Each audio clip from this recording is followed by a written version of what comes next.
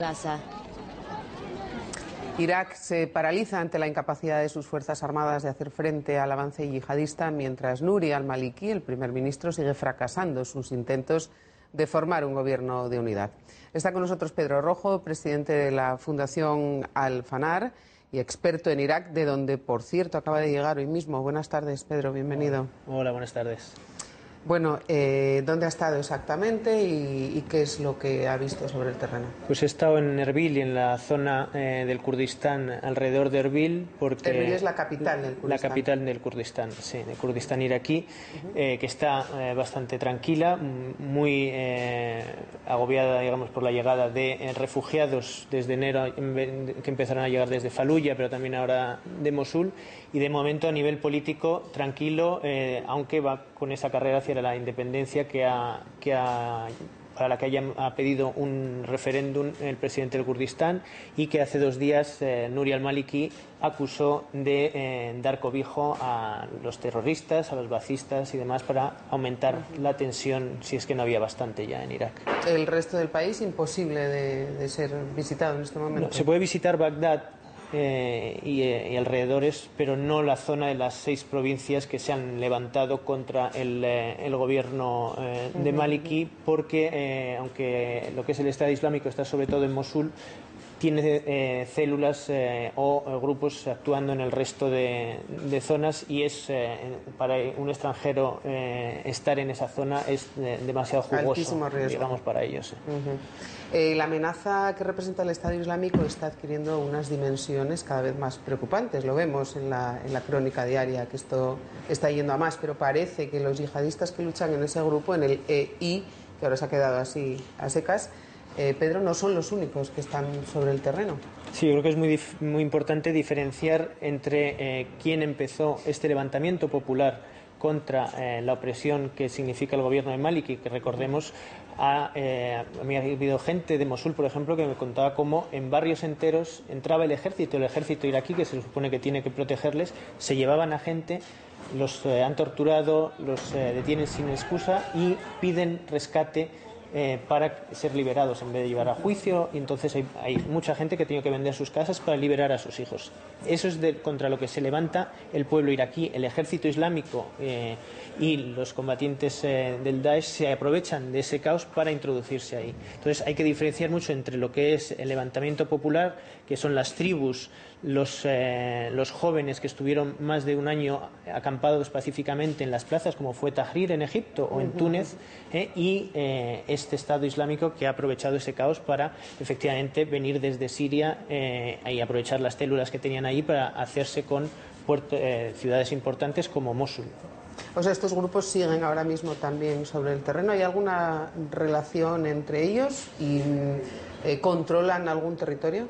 No, el Estado Islámico ha conseguido controlar Mosul y Tal Afar. El resto del territorio está básicamente en control de las tribus y lo que se llama el Consejo Militar de los Rebeldes, que son gente de esas zonas que han conseguido expulsar del 80% de esas 6 provincias al ejército iraquí, sí, y que tienen sus conflictos con el Estado Islámico, porque el Estado Islámico va por libre, no se coordina con estos grupos que han tomado las armas para defenderse del ejército de Maliki, y eso sí van aprovechando los huecos o los vacíos de seguridad que dejan estos grupos al avanzar hacia Bagdad para ir asentando su control sobre ciudades, pues eso, como Mosul, pero el resto, Ramadi, Faluya, el resto del territorio, digamos, que se ha levantado, está básicamente en control de las tribus, con presencia, eso sí, de grupos también del Estado Islámico.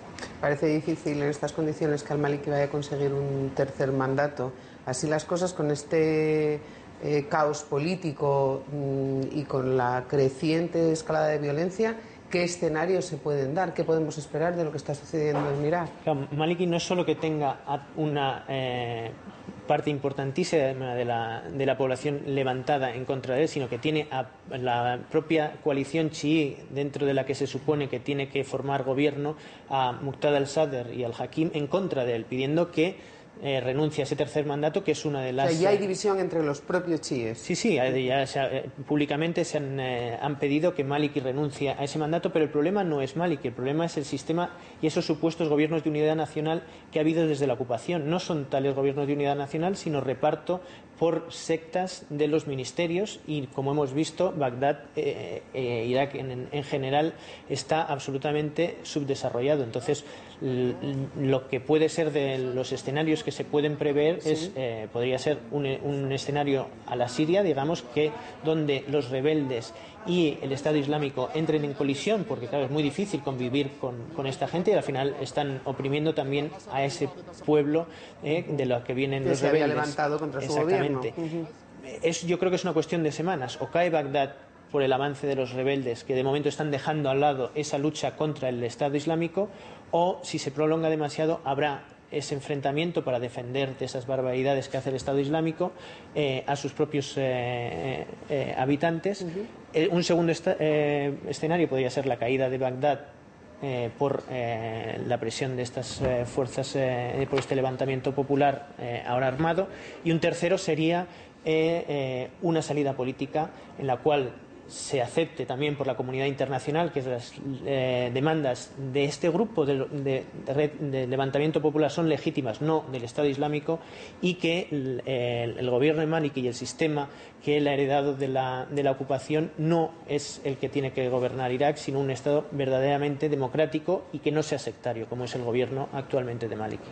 Hemos comentado varias veces en esta mesa lo preocupante de la inestabilidad en todo Oriente Próximo.